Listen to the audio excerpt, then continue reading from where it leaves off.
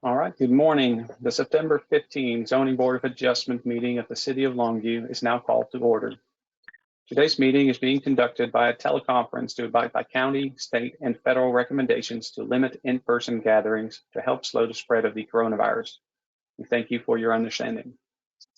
Due to the format of this meeting, we will begin this morning with a roll call to confirm all members of the board are present and able to participate in our considerations. Board members, when I call your name, will you please respond in the affirmative if you are present? I, Dutch de Blauw, am present. Jim Mobley? Here. Pat O'Rear? Present. Christy Cravey? I, Christy Cravey, am here. And Jordan Johnson? Present. Also, we'll do a roll call of the city staff, in which we have City Planner Angela Choi. Here. All right. Item 3 is the approval of the minutes from our last meeting in August. Has everyone had a chance to look at them? And if so, are there any corrections to be noted? Motion to approve, Jim Mobley. All right, the motion has been made. Is there a second? I second. And the second, who was that? Please state your name. Pat. Pat O'Rear made a second. All Yes. right, there's a first and a second. We will now conduct a roll call vote. I will ask each board member in turn for their vote. When asked, please indicate your vote by saying A or nay. I, Dutch de Blauw, vote yay. Jim Mobley, A. Pat O'Rear, A. Christy Cravey, A. Jordan Johnson. Yay. All right, the staff will now confirm the record of the vote. Thank you. Jim Mobley made the motion. Pat O'Rear seconded the motion. The vote was 5-0 unanimous to approve the minutes. All right, thank you, Angela. We have now reached the citizen comment portion of our meeting. Those wishing to participate in citizen comment today were invited to access this meeting through a link to register with the teleconferencing application. This portion of citizen comment are comments made other than the public hearing items we have on the agenda today. If you wish to speak on an item on the agenda, please wait until that time to speak. Richard Beasley is coordinating the technical side of the meeting and will assist with moderating the citizen comment portion of our meeting. When you're called to speak, you will be unmuted and given one opportunity to speak. Please begin by stating your name and address for the public record. If you are also watching a live stream of this meeting through CityView Municipal Television, please mute it to avoid feedback. Richard, do we have any residents who would like to speak today? No, we have some staff members and the applicant of the case on the call, but no residents looking to speak. All right, we'll move on to the regular agenda. All right, the purpose of this meeting is to hear all pertinent testimony regarding the proposed variances. This hearing is required by law to approve any variance to the City of Longview Zoning Ordinance and Sign Ordinance. The procedure for public hearing items to be followed today will be: the public hearing will be opened and testimony will be heard in the following order. First by staff, second by the applicant, and third the general public, those in support and in opposition to the request. If you are part of a large group with a common interest, we ask that you appoint a spokesperson rather than have each individual restate the same information. When addressing the board, please begin by stating your name and address. Try to limit your comments to 5 minutes or less. When all sides have spoken, the public hearing on the matter will be closed and no further public discussion will be entertained. After each public hearing is closed, the board will vote on the request. And now we're on to item A of the regular agenda. A public hearing will be held to consider application Victor 20-08 filed by Erich F for a variance to the site setback requirements of the City of Longview Zoning Ordinance, Article 9, Section 103, to allow for approximately 6-foot corner side setback instead of the required 10-foot corner side minimum for a single-family dwelling on a corner lot located at 1501 Booker Street, Lot 10 of the East Midland Edition. City Planner Angela Choi will give a staff presentation. Thank you. The applicant is requesting a 6-foot corner side setback instead of the required 10-foot corner side setback for a single-family dwelling located on a corner lot. Lots platted prior to 1968, which this lot was platted prior to 1968, were allowed to have a 10-foot corner side setback. This property was platted in 1943. So the zoning ordinance back then allowed for this 10-foot corner side setback, whereas the current code requires a double front setback unless the plat actually shows a 10-foot corner side setback. This 10-foot minimum setback for corner has been a requirement since the original adoption of the zoning ordinance in 1948. Setbacks provide uniformity to neighborhoods, provides adequate air space for light and air circulation, and provides open space for landscaping and recreational use. They also provide distance between neighbors to mitigate noise, odors, and fire protection. Also, corner lots require larger setbacks than your typical interior side setbacks due to visibility issues at intersections, along with there's water and sewer lines that are typically along the right-of-way that need that extra space. This neighborhood is located in an older part of Longview that has narrower right-of-ways and street pavements than your typical street section in newer subdivisions. The applicant has not demonstrated a hardship to staff. The existing lot is 50 feet wide, which is a typical lot size in older neighborhoods and is the typical lot size in this neighborhood. Building plans can be adjusted to meet setbacks. Staff does recommend denial of this request. I'd be happy to answer any questions at this time. Angela, I've got a question. This is Pat. Yes, sir. Is there on the corner there, are there stop signs? I'm not sure. We can go, if we go to the picture.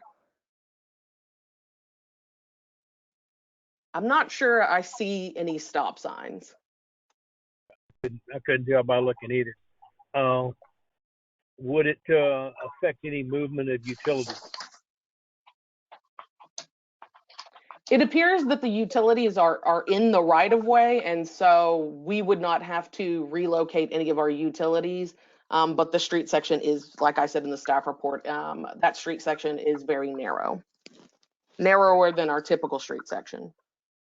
Right. Angela, Jim Mobley, you have a question. Is the same person own all three of those lots? The one adjoining the one that's being in question? I believe so. I believe he owns the lot right next to it on the east side. Yes, sir. Are they allowed to make any adjustments when they own adjoining property like that, since he's the owner?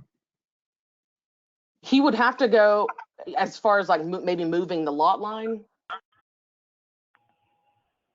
Well, I don't know. That's what I'm asking. Yeah, I mean, so he could possibly move a lot line. That does require going through the platting process, which would be an extra expense and process on his part. But that is a possibility.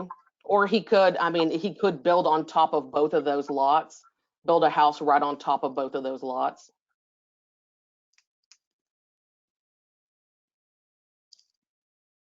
Any further questions for the staff? Angela, this is Jordan Johnson. Do we know if we did vote to allow this variance, if he built the house there, would there be any obstruction to any views as far as the, this intersection goes right here at Booker and San Antonio Street? Would it make it difficult to see around the house? I'm not sure yet. We don't have any house plans. The one plan that we do have, he submitted, and it appears that it might not, but I'm not for certain. Certain yet. I'd have to get with our traffic engineer to double check that. Okay. Angela, this is Pat again. I noticed there were 4 lots there, and I have been in that neighborhood many times looking have there been any houses built on any of those lots? So within the block, I mean, there's that house at the corner of Lily and Booker. That's fairly new. I think that house has been there for maybe 3 years. The house to the north, directly north that faces San Antonio, was built, I believe, last year. And all of these lots are 50 feet wide. Now that one to the north on San Antonio is not a corner it's not a corner lot. However, their setbacks are 7.5 feet on either side, which would be a 15-foot total setback. The one on the other side of San Antonio and Booker, that house has been there for a little while. But those two are fairly new. Right. And I've been over there and seen some of those houses, and I noticed they're all exactly the same size. I'm sorry. I'm just curious as to how many houses were there. Okay. I'm Yeah, sorry, I Angela. didn't. Yes, sir. Angela, this is Dutch. I got another question. So if the road would get widened at some point or another, and at that point it encroaches onto their driveway and whatnot, well, how does that affect the city's construction part of that? I mean, if the street were to ever be widened and we would have to acquire right of way, I mean, yeah, that there could be a possibility of, having to move driveways, move, certain things. The house with a 6-foot side setback, I mean, depending on if the city were to ever acquire more right of way, there's a possibility there may be, we may have to condemn that house, but I mean, I don't Right. ever see, yeah. Oh, go ahead. I went by there yesterday and I looked at the house that was built there at Lily and, measured the distance from the road basically, or the setback, and it's like 13 feet or something like that. It just seems that if that was 6 feet, to Lily, it would get really close to getting in the way of stuff. Especially if you got, two-way traffic at one point, like a garbage truck or something like that, it would make it a lot harder to maneuver around there. And right now, San Antonio is like a dead-end street, but, there's no telling what happens in the future. So, okay, that was my question. Thank you. You're welcome. Any further questions for Angela by the board? Now, Jim, is this 6-foot encroachment, is that on the front of the house on which street, on San Antonio or on Booker? It's on San Antonio. It's on San Antonio. San Antonio. In other words, if the house is the house going to face San Antonio, or is it going to face Booker? The house will face Booker. Okay, it's lengthwise into the lot then. Yes, sir.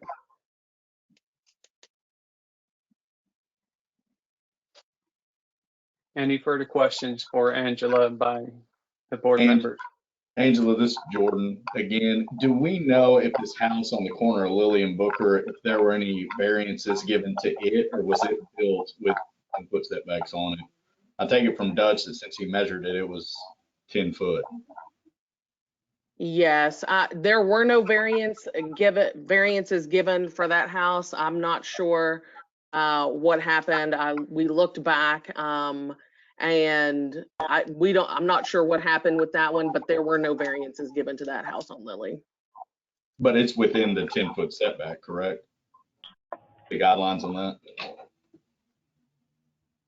This is Dutch. So when I measured it yesterday, it seemed to be about like 13 from the road. Okay. I can speak to the lot line, the actual, red line or whatever you want to call it, but the actual physical location from the road was 13 feet. Okay. And we measure from property lines, so it may be actually closer than that. I'm not sure without a survey. Okay. All right. Any further questions for Angela by board members?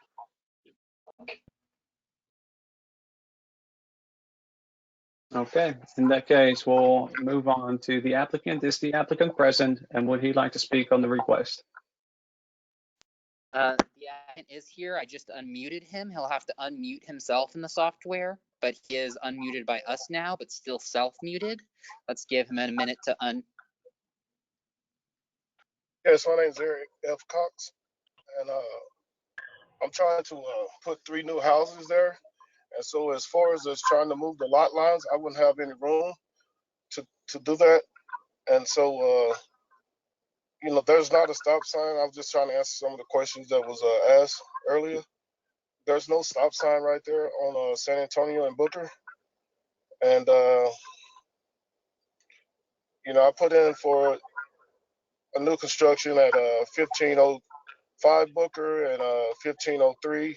And only way I can fit those 3 houses there would be getting this variance at 1501.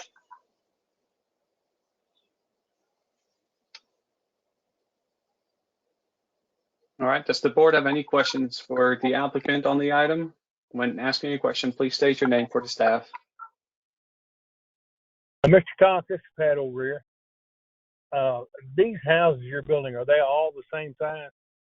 Yes, sir, they are.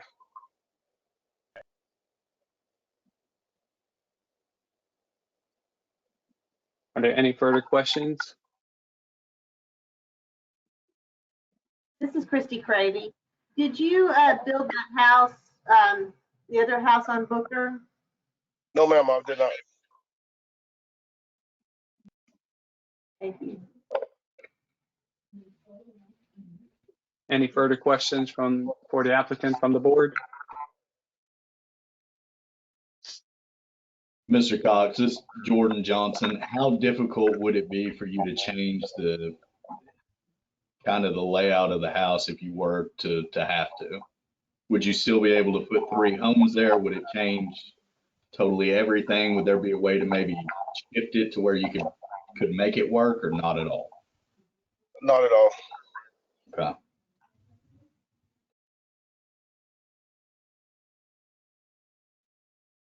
Any further questions for the applicant by the board?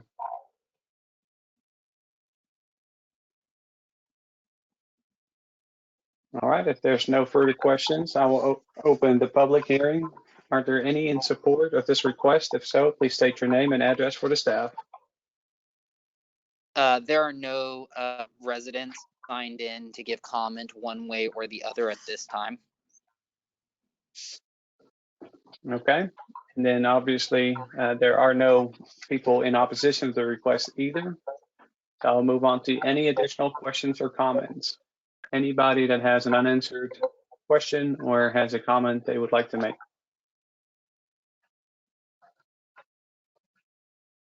Okay, if there's no more additional comments, I will close the public hearing and I will now entertain a motion. When making a motion, please state your name for the staff.